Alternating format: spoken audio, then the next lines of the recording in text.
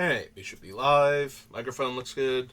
Alright, we're back. I'm working on Mr. House. Here he is if you haven't seen him already. And you're starting with part 17 for some reason. Um, so, Mr. House, President and CEO, alternate commander from the. Um, what is this? Mardu. From the Mardu Commander set for Fallout. So, last time we finished on Rise of the Eldrazi, so that brings us to Rivals of Ixalan, where we'll be starting today.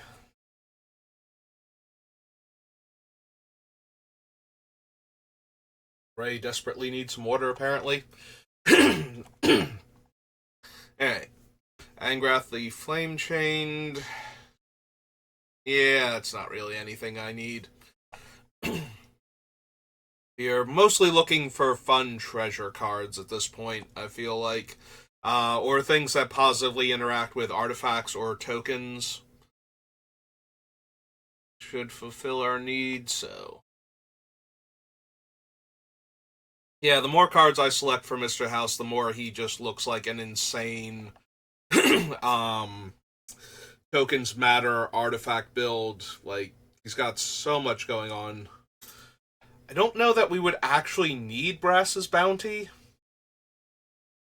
I don't ramp by putting lands into play, so more likely than not, Brass's Bounty, when I cast it, would only be getting me, like 4 to 6 treasures. And that's when I cast it, and that's going to take forever to get around to. Hmm. Like, it does make a lot of treasure all at once, but I am likely to be generating some of the 7 mana from artifacts I have in play, some of which might even be treasures. Like, I might be sacrificing 2 or 3 treasures and tapping lands in order to make, like, 5 treasures at that point or something. So, I don't think this is actually what we want, despite the fact that it can be a huge infusion of treasures later on.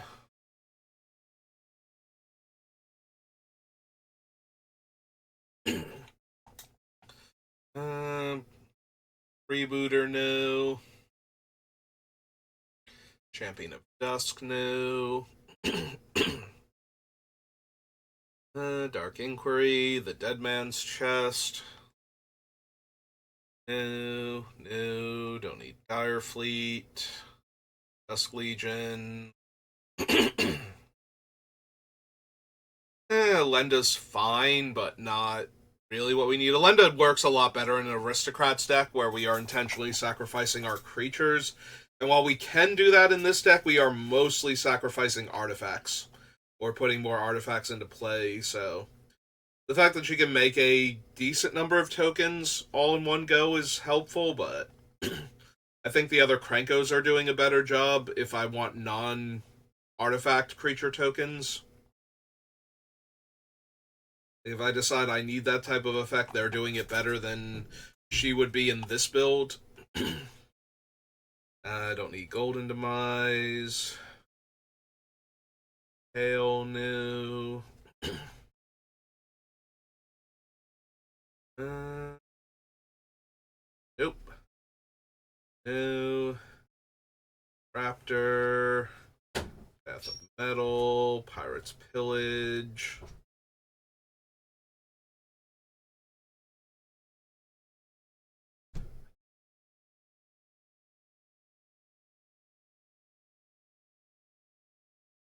+2/+1 in first right now.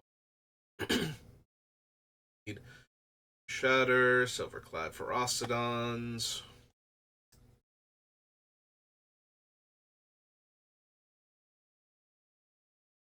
All of these.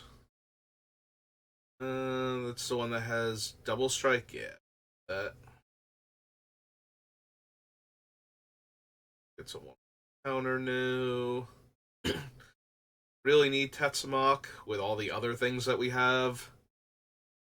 Don't think I need the Immortal Sun either, even though I'm not running any Planeswalkers, I don't think. We have just cheaper versions of this. since we're in black, so we don't really need 6-drop version. Now, granted, it's also buffing all of my creatures and making my spells cost less and stopping random other planeswalkers.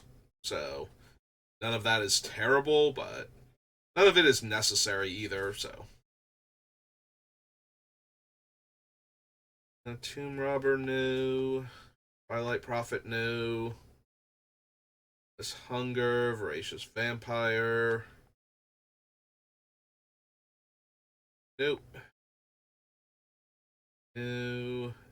It's a Tulpa. Okay. So then we should already have the 1/4 that when my creature dies, I get a treasure. Then that must have been from original Ixalan, not Rivals. Oh, it was from Rivals, though. Oh well.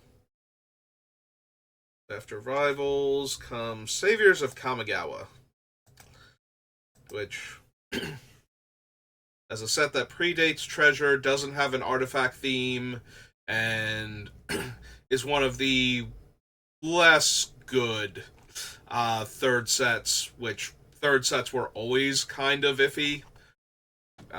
They were either amazing or usually the worst of the three.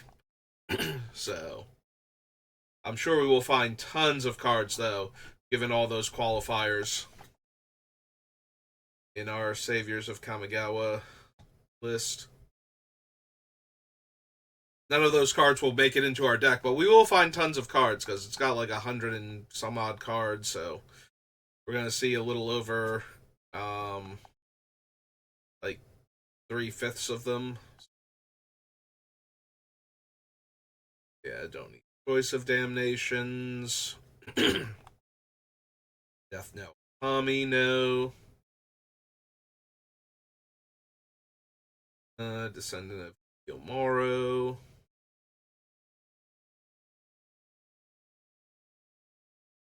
Ebony Owl, Exile into Darkness. Feral Lightning, no.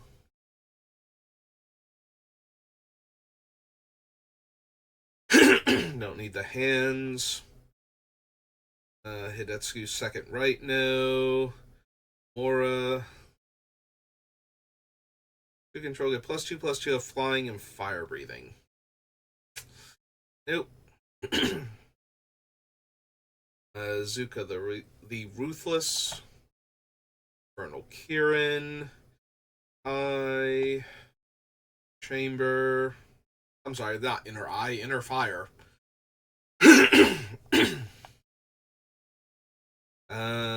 Ivory Crane, Jawari the Earth Aflame, no. War's Wage, absolutely not.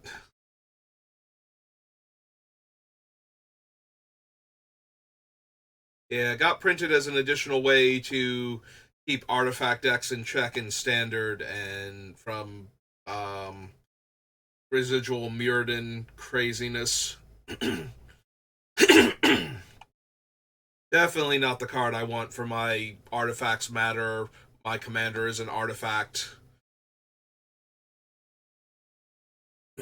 Go wide, make artifact tokens deck. That might actually be one of the worst cards I could see played against me. Ugh. Again, always, I am fine for the entire hour and a half before I start. Like, ate lunch, took a shower, sat down, started streaming, and immediately, like almost immediately, my throat seizes up. I wonder how, like, if any of it is psychosomatic at this point. Like, if my throat's just like, no, this is a stress thing, not a... Which, you know, does not help that then I'm choking for the rest of the thing. That does not make me feel better. But at the same time, usually after I've been doing this for a while, I will eventually get through it all. So if I wind up doing a second or third stream of the deck building, or if I jump into actually playing Magic, it'll have cleared up by then. But just so incredibly frustrating that every single time I am fine, and it doesn't matter how long I'm fine for, the second I sit down, I can be talking for like an hour and a half before this, and be fine, and then sit down to do this, and I start choking almost immediately, so. It does make me wonder, like, how much of it is mental, if any. And, unsurprisingly, nothing in Saviors. Alright, from Saviors, go to Scars of Mirrodin. Actually has a decent chance with all the Metalcraft stuff running around to have something we'd be interested in. I don't know if I actually want the Mox. It's Opal, by the way. The other day I could not remember its name, and I always have trouble remembering Opal's name. Like, in my head, it's just the Metalcraft Mox. And I don't know why that one specifically, because it's one of the more heavily played ones. So, the fact that it's one of the ones that I cannot remember the name of. Meanwhile, I can remember, like, Mox Amber and Mox Tantalite and whatnot. Like, I can remember those, but I cannot remember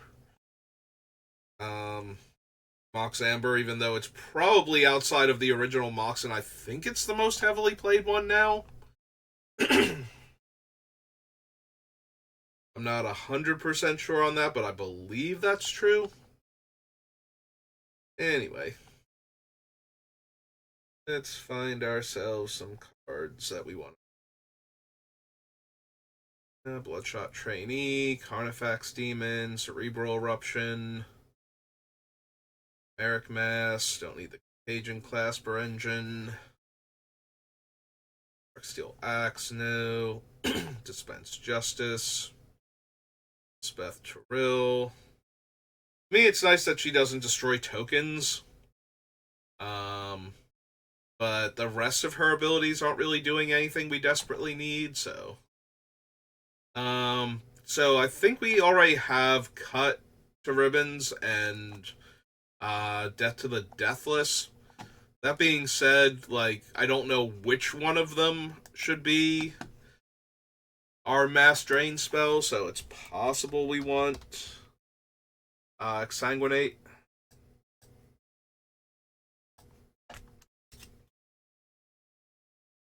Exsanguinate is X black, and it's a sorcery, right? Yeah. Yeah, I don't think we want all three, but I also don't know which one specifically we want. Debt does a lot more damage once you get past the 2 extra mana. Because if you pay 2 black, 2 white, and 2, then you still drain for 4, and then every mana past that is still getting you the thing, so they technically work about the same. Debt is more efficient once you can start sinking the mana into it, which is kind of where you want to be anyway when casting these things. Cut has the ability to actually kill an early utility creature and then still make everybody lose X life, which is more important than the gaining life. Like, yes, there are going to be times where we'll cast something like this to gain a bunch of life while doing a bunch of damage to try and stay alive, but more often than not, it's just going to be a finisher. So, like, we'll have out something where our artifact dies and our opponent loses one, and we'll sack a whole bunch of treasures and cast the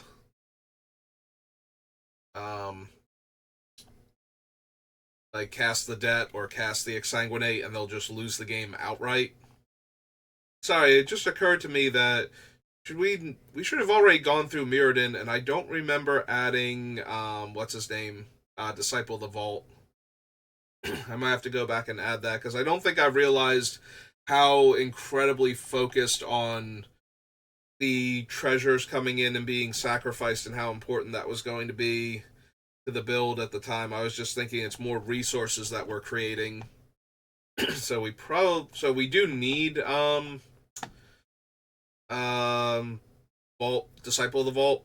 Wow. Like, I just said his name and it went right out of my head. We do need Disciple of the Vault, but I don't remember putting him on the list, and I'm pretty sure we would have passed him now. He's either from Darksteel or original Mirrodin. I'm guessing Darksteel, because that would actually make more sense, because then we wouldn't have seen him when I was thinking about that sort of thing, so we would have just glossed over him. Geth, Lord of the Vault. Galma's Warden, new.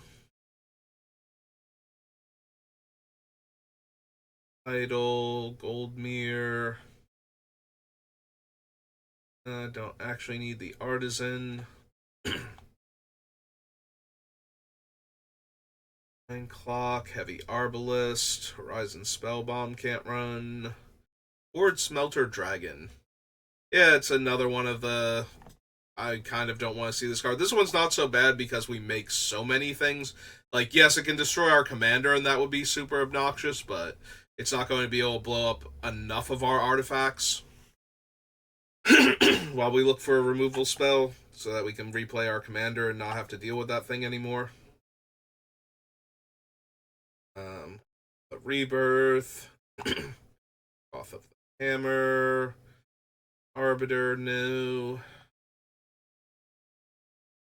I don't care if our opponent... Well, I care if our opponents are searching their decks, but I also want to search my deck, so... Arbiter kind of messing with my fetch lands, my normal strategy. Run a bunch of fetch lands and use them to fix my mana, and then run top so I can keep shuffling away things I don't want later on. Alright, so do we actually want Mox Opal?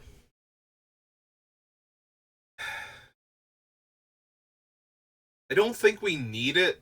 By the time we are generating enough mana from... Like, by the time we have enough artifacts for this to start generating mana, we should have enough mana that we don't need to have spent a card on a land that didn't ramp us until just now. And might not functionally ramp us at that point anyway then. So... Because in order for this thing to turn on, we either need a bunch of early mana rocks including it, or we need to get our commander down and then roll some dice with him and then make the artifact tokens and then it's online. And if we're doing all of that, we do not need like a Mox that didn't ramp us to that point, basically. Like, at that point, I think I'd rather have Amber, because at least that thing will tap for mana starting on turn 3 when we cast our commander. At least in theory, anyway. Whereas Opal, we might still not be able to do anything with it. Don't need the Death Mantle here. Painful Quandary, Painsmith new. Spellbomb, Plague Spitter. Yeah, all the Smiths are cast an artifact. We would need artifact comes into play. And given that at least one of them does make the artifact, it should be the Mirrorsmith in white. We really couldn't have that without it being a very large cost to make an additional free 1/1 each time we had an artifact come in. You know, stop you from just chaining them together.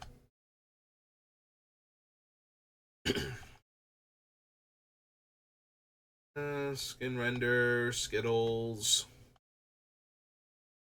Stratus Scythe, no. Sunblast Angel. Need any of the Sword of Noun and Other Noun. Here's Temporal Steel. And we can run it, given the number of robots that we make. But I'm starting to wonder if I just don't care about that. And I want to care more about the fact that Mr. House just churns out artifacts in general. And not all of them are creatures. And just be okay with that.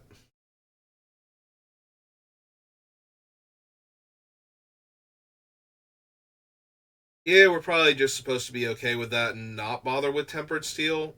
Like, the more I see the cards that we're putting in this deck, the more I think that this is a very convoluted combo deck that's trying to get to a point where it can feed its artifacts to other things in order to generate value while triggering. Like, one of the things I didn't even realize we would be able to do until the other day, I was discussing the deck with my brother. So, with the vending machine from the Fallout set, and the vending machine basically goes almost infinite with the Academy manufacturer. I keep thinking that thing should be manufacturer because that's what I thought it was, and apparently that's not its actual name. So it almost goes infinite with that to begin with. If you ever get a SAC outlet like Crocland Ironworks, especially Crocland Ironworks, so what would happen is you would play the vending machine, make the food. The food would cause the Academy thing to make the treasure and the clue. Then you sacrifice the food to the Ironworks to get the 2 colorless mana. This causes you to make a tapped treasure, which will then get replaced by making tapped versions of all of the other ones. I didn't realize this until very recently. When a replacement effect changes what you get, anything else that happens to those tokens happens to the new ones if possible also. One of the weirder things is Chatterfang with like a fractal, because you would make a squirrel also, and then you would put X11 counters on the token that you made. So the replacement effect gives you the squirrel also, so the squirrel also gets the tokens, or the counters rather. So you would get the 3 tap things, but that's okay because clues don't actually require you tapping them in order to sacrifice them to draw cards. So by sacrificing the food, you get a new clue and a new treasure, and then you can sacrifice the clue with the mana that you got from sacrificing the food in order to draw a card. And since you got 1 untapped treasure from the manufacturer for making the original food token, you can just draw until you hit Disciple of the Vault, and then you can sack all of your artifacts and kill all of your opponents. The deck is actually capable of all of that. Hello. How are you? Usually don't come in my deck building stream, so. Mm-hmm. Uh-huh. I can't see my chat anymore. Hey, fine. Let's take your Sleepy Bulbasaur. Not going far.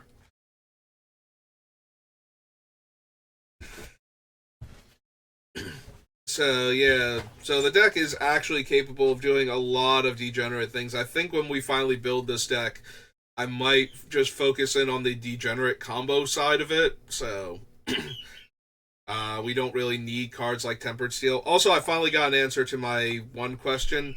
If an ability says this ability only triggers once per turn, if you have an effect that causes abilities that would trigger to trigger a second time, those don't work.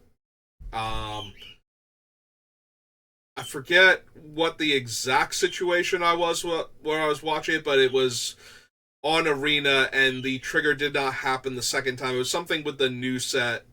So it would have been like one of Kenji's drafts or something. He had a thing that triggers when you commit a crime, and then he had something that would make it trigger again, I think. It was either that, or he actually had Delnay in one of the artifact remix cube draft, or not remix cube, remix set drafts. And so the thing did not trigger a second time because it can only trigger once per turn, and the effect that makes it trigger again can't overwrite that, basically. I thought it could. I thought because it could only trigger on its own once per turn, that forcing it to trigger again was something that could happen, and it cannot. So that is relevant to several of our cards. So that will be important to know. We're still running Delnay, most likely, just to copy Mr. House's triggered effects, since he is not limited to once per turn, so.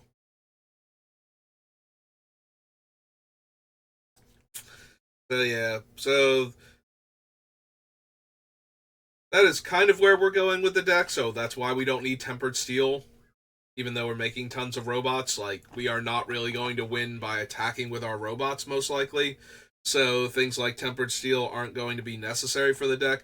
We are still generating artifacts, though, which can trigger all of our other stuff, and they are still creatures. But I think we would be better off with a Furnace of Wrath to triple the damage, or not Furnace of Wrath, Emancipation of Fire to triple the damage from Warstorm Surge and the Hellkite than we would buffing our creatures with Tempered Steel in order to have them deal extra damage. Like, I'm only gonna have so much room for all these cards, and I might not even have room for the damage multipliers. I might just have to settle for the damage I can deal being absurdly high anyway.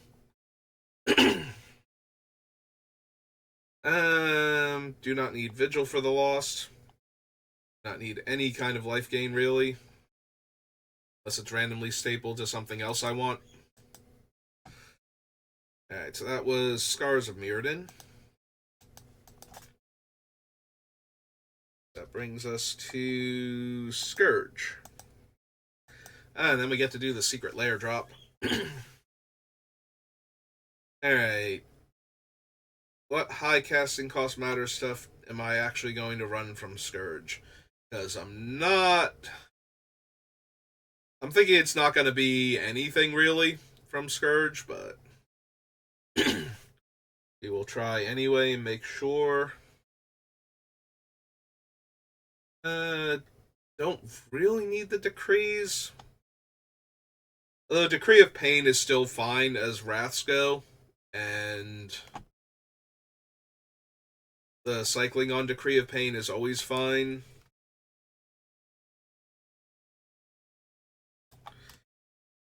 Those I can consider it. But yeah, I don't think we need any of the other decrees. 5 black, black. 5 black, black. 6 black. I knew that didn't sound right. It's 5 mana when it's cycled.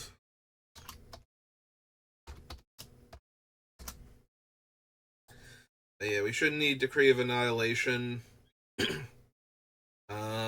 We're not running it hits our artifacts, and while it's nice that it leaves behind our enchantments, losing all of our mana rocks and all of our lands and not having an army of planeswalkers behind this thing or incredibly powerful enchantments kind of takes all the fun out of it. Decree of Justice, very similar. We do not need to make a ton of angels or a ton of 1/1s this way. We have plenty of other stuff that's doing that for us, so I don't need Dragon Mage, Dragon Tyrant.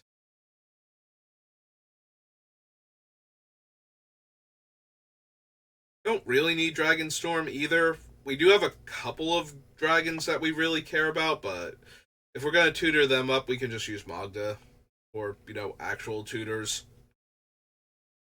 Fatal Mutation, no. Final Punishment, no. Force Bubble, Form of the Dragon. Don't need the Psychopath or any of these other goblins. Whenever a spell or ability is put onto the stack, if it has a single target, reselect its target at random. Nope.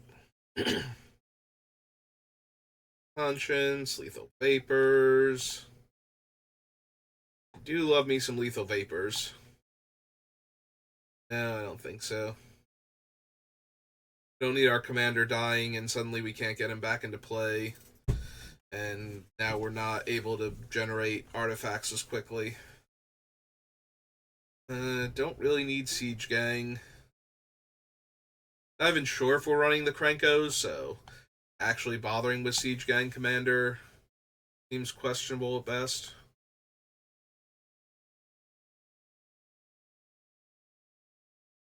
Any of these right now. Nope, okay.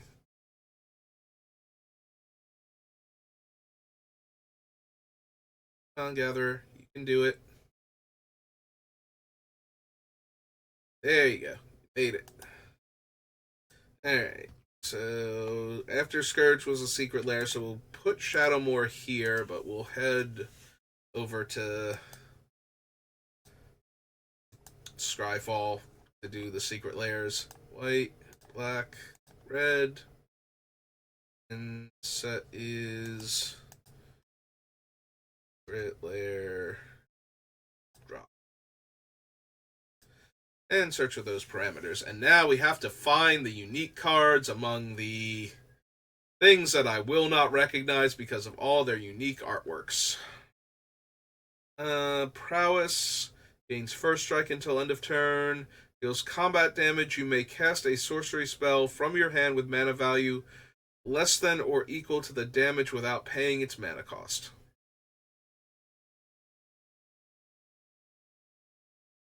Nope. Roma's, Alicia, then Angel Finality, Serenity, Anger of the Gods. The worst ones are the ones where it has the fake name and then the real name in tiny letters underneath it, because it takes that extra bit of mental energy to process it. Approach of the Second Sun, Avacyn, Soon,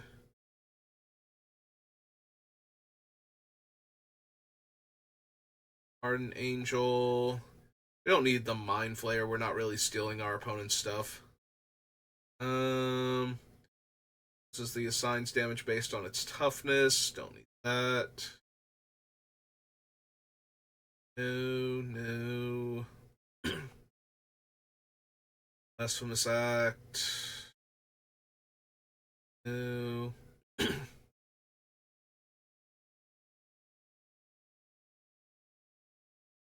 Flare Sliver, Bojuka Bog, Bolus's Citadel. When we get to War of the Spark, we can add that in. Bottomless Pit, Braid of Fire, Seraph.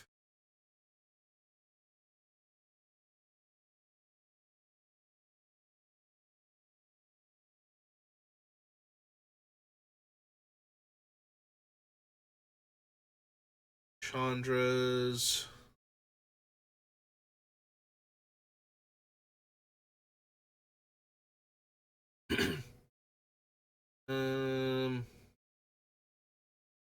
Oh, it's Colossal Hammer. Okay. Constricting Sliver, Concealed Courtyard, Coveted Jewel.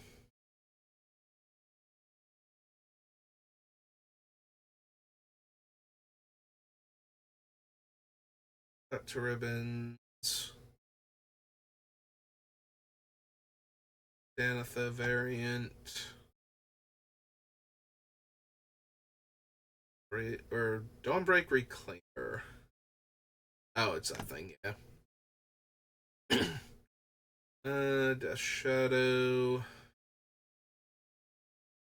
No.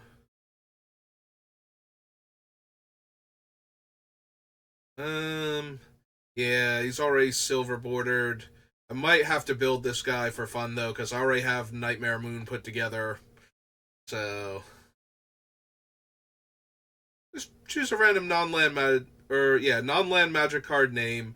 Until your next end step, you may cast the copy of the spell with that name, and mana of any type may be spent to cast it. And if you do cast the spell, copy this ability if he's still on the battlefield.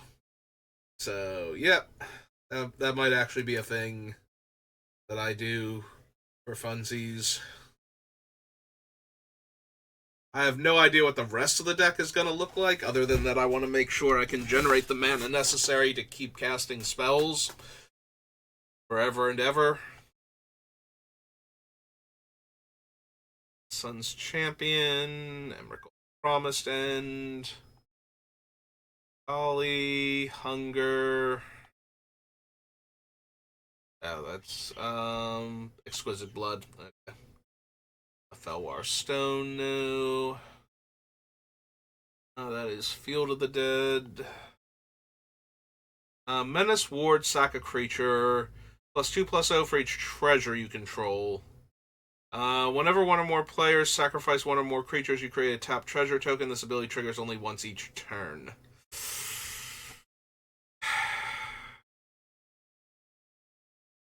So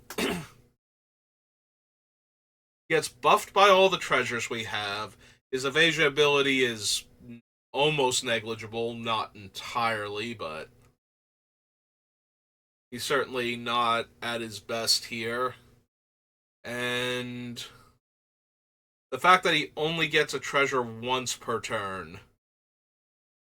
It is when one or more players sacrifice one or more creatures, though, so if nobody else is losing things, I can still lose stuff to generate treasures on other turns. Like, he's probably still fine, but I don't know that he's going to make the final build of the deck. Can add him for right now. Forge. Neverwinter Charlatan. Neverwinter Charlotte. It's 3 and a black. Human Rogue. Hey. Yeah, 2/4. Like, we might wind up dropping him for the same reason I'm going to wind up dropping, like, Aki and whatnot. We just don't need the power anymore. We combo too well. So it's not necessary to run it. Whenever equipped creature attacks, defending player sacrifices a creature. If they do, create a 2/2.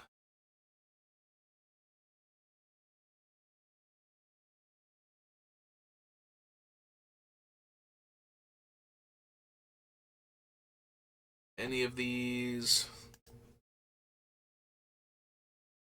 And Trashmaster. Shanti, Grafdiggers.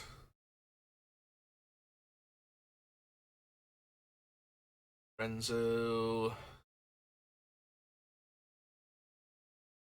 Oh, Grima Wormtongue.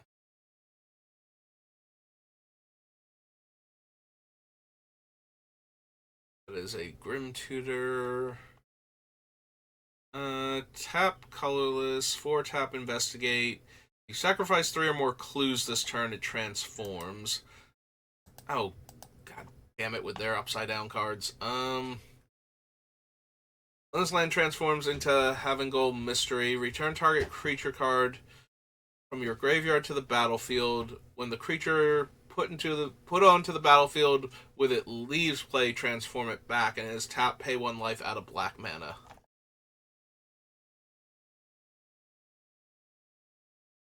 So the idea is we play this thing, we can make clues. If we're making clues with other things, we can sacrifice the clues that way and flip it without having to invest all of this mana.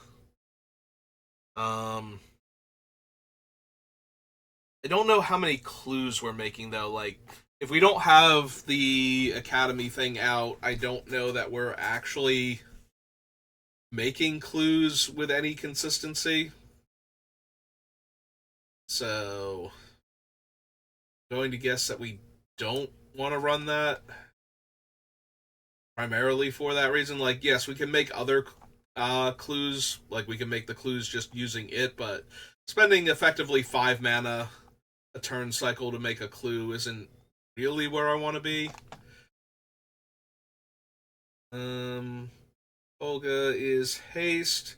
Must be blocked if able. Attacks each creature you control. Attacking a player gets +1/+0 until end of turn for each creature that player controls. It's fine, but not really what we care about. Ink Eyes, Ink Shield, Inquisition, Inspiring Overseer, Trays, Jayas. That's Jessica. Some Kayas. Some Karns. Orchid. Alpha Fed. Arc the Thumbless.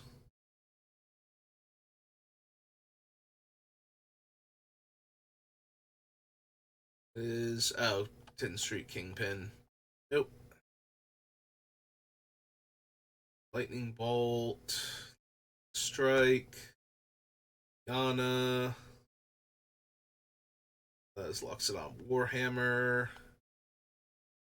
Enters the battlefield. You and target opponent each secretly choose a creature that player controls. Then the choices are revealed, and that player sacrifices those creatures. Whenever an opponent sacrifices a creature, you create a treasure token. Oh, it's really obnoxious because I'm down for the second ability to begin with. So the fact that he might make two treasures, like he's upside, but he's annoying is what it comes down to.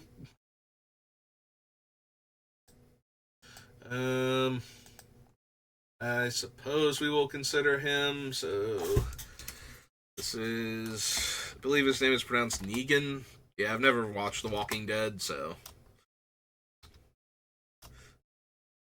but I'm pretty sure I've heard his name more than once.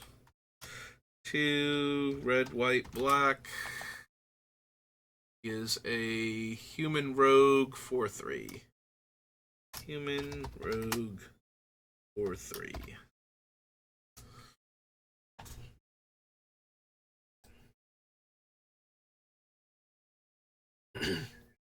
He makes treasures, and we have ways to force opponents to sacrifice their creatures, with things like the Martyr's Bond and Dictate of Erebos, and probably Grave Pact too, given the way this deck is going to work. So it's very reasonable for us to make a lot of treasures off of him. It's just such an obnoxious thing to have to do if you forget to bring supplies for it or whatnot. It's like, okay, I don't have any post-it notes, so I'm going to have to assign numbers to each of your creatures, and then we're both going to hide a 20-sided die behind our hands, and we're going to choose a number on it, and then we're going to figure out which two creatures you just lost. Assuming you don't have like 500 creatures.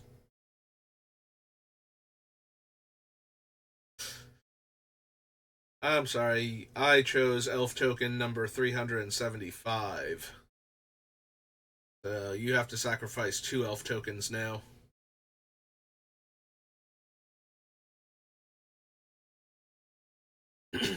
Mass Hysteria, Mando. Oh, it's Merciless Executioner. Okay. Ichiko Konda. Mountain Goat. Mudhole. Muxus. Necrogen Mist. Knight's Whisper, no. Outpost. Creep Show. Olivia Baron.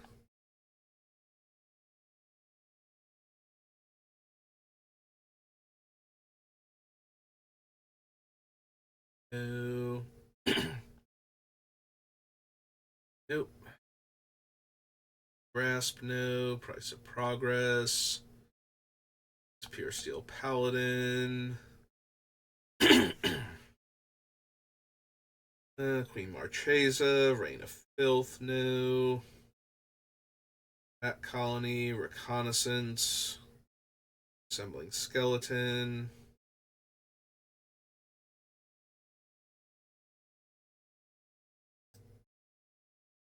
Alright, where did this Relentless Rats come from? Because I kind of want it. They're very cute little angel rats. Yeah, I might have to look for that one now. I'm going to guess it's going to be insanely expensive, though. Because a lot of Relentless Rats is already very expensive, and the promo versions of them tend to be insane, relatively speaking. Sanctum Prelate, Sarkin Dragon Soul, Scheming Symmetry. No. These are reprints. That's Shadow Spear. Sigarda's Aid, Skull Clamp, Desire of Insanity, Stronghold, Solemn Simulacrum. Whenever it attacks, investigate once for each non-token attacking creature. Yeah, the non-token part is actually the problem. Like, I can't actually generate huge numbers of clue tokens at that point. That's a little disappointing. Fire, SRAM, Stone Coil, Farmyard, Sword of Truth and Justice, Conrad, Talismans, Anglewire.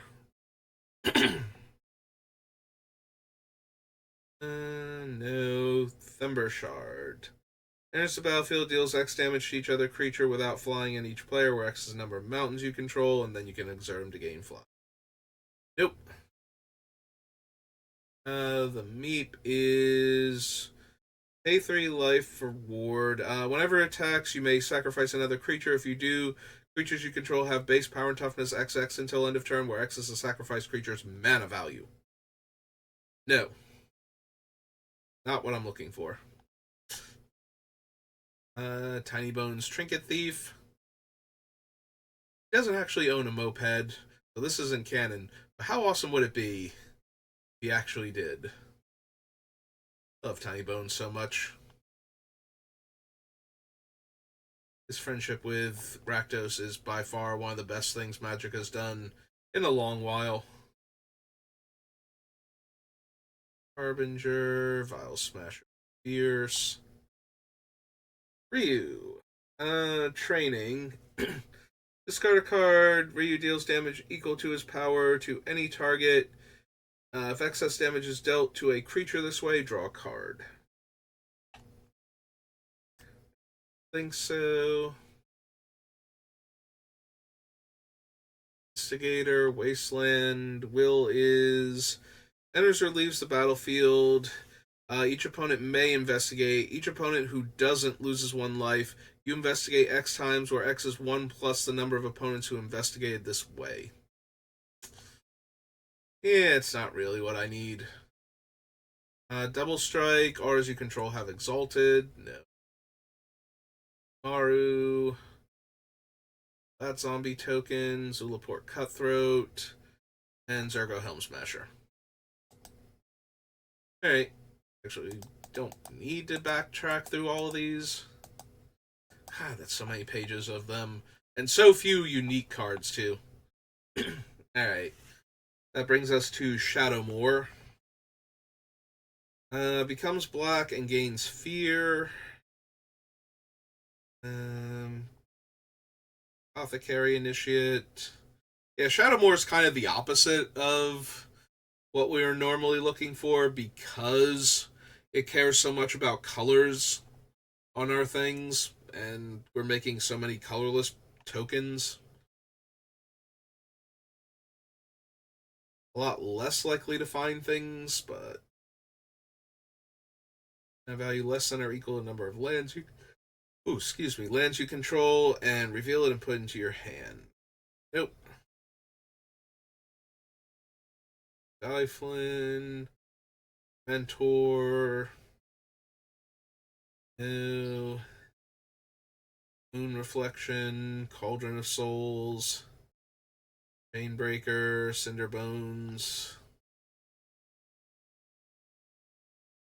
Cinder Haze Wretch, no. Corrosive Mentor, no. Dragonwick Cremator, nope. Enters the battlefield, put a -1/-1 counter on target creature. 5 mana, 3/3. Nope. think I'm good. Slumber Titan. Untap. It's dealt damage, untap it. Fire Herd. Create a 5/5 token. Target opponent sacrifices a creature for each black creature you control, then a land for each red creature you control. Nope. Disturbing Plot. Dusk Urchins. Mastery. Elsewhere Flask.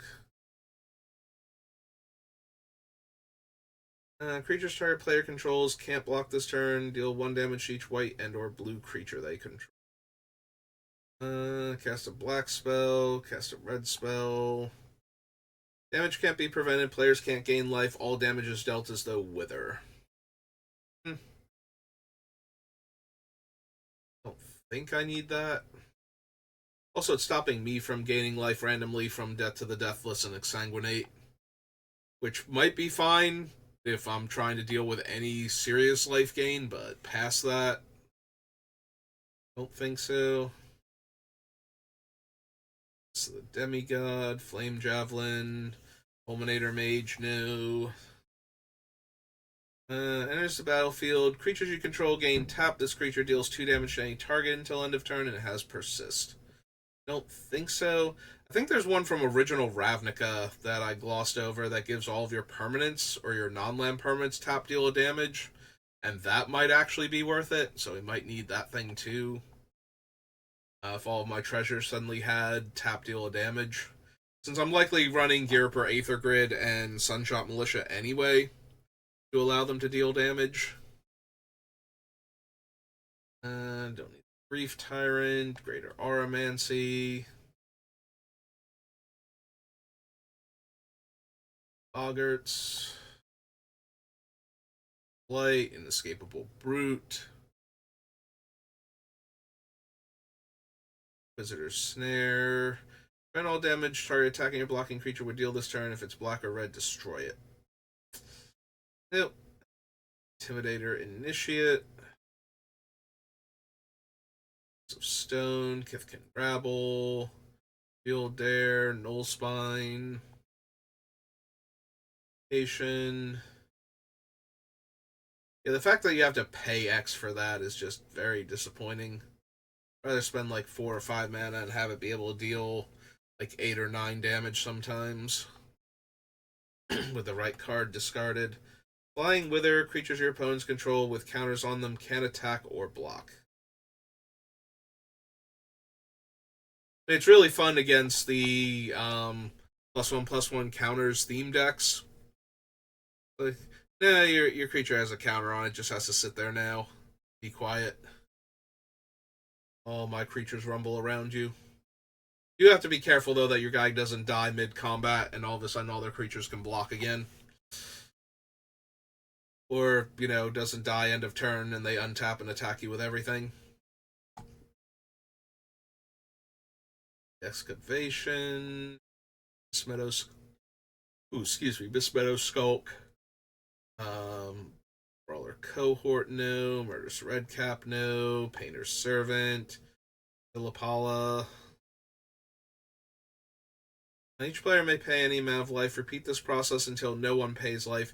Each player creates a 1/1 black rat token for each 1 life they paid this way.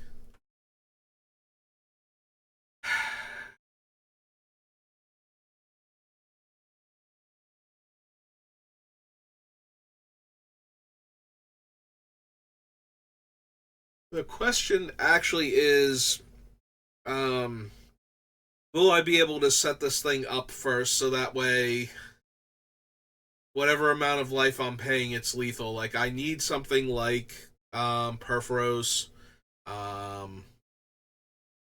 or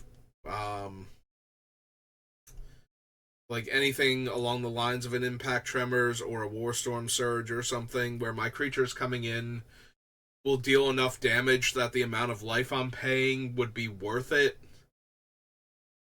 And it wouldn't matter if they also get that many 1/1s, like if they're paying life also, or even, like, they won't be able to pay life because of how much damage they risk taking. So, because you don't put the triggers on the stack from like Warstorm Surge or whatnot until the Plague of Vermin is done resolving, at which point in time I would know what life totals people are going to be at, and I can choose the targets appropriately. So, that being said, it's a 7-mana sorcery, and I think we have other, for the most part, better ways to make tokens. Like, this is still definitely a thing, though. Ooh. Yep, just all kinds of hiccups and other weird noises today. Again, I apologize for that. Yeah, I don't think that we need it, but it's definitely interesting in the deck, so. Polluted Bonds, don't really need that. Rage Reflection, not really. Scarecrow, Resplendent Mentor, Rite of Consumption, Safehold Sentry, Scar, Sickle Ripper, Slinking Giant. Like a red creature gains haste, no. Or Spite Flame Witch, rather. Each player loses 1 life. Red and black, each player loses 1 life. Probably not. No, don't need Torrent of Souls. Top target untapped creature deals damage equal to its power to its controller, and the spell has Conspire. Don't need Tyrannize. I don't need a 5-mana deal 7 to a player with cards in hand. Choose 3 target non-enchantment permanents. Destroy 1 of them at random. Yeah, I don't think so. Woe Leecher, no. We actually want Wound Reflection? I don't think so. Alright, so that's up through Shadowmoor. Alright, so we're just about at the hour mark, so we'll call it there for this one. I think I'm going to keep going, because I want to get through this so that way we can start working on a Thunder Junction commander next, but I do want to finish Mr. House, because I think he's actually insanely strong, and I think he's actually going to have a really powerful deck. So I do want to actually finish, but that's going to do it for this one. So thank you for watching, and I will see you next time. Have a good rest of your day.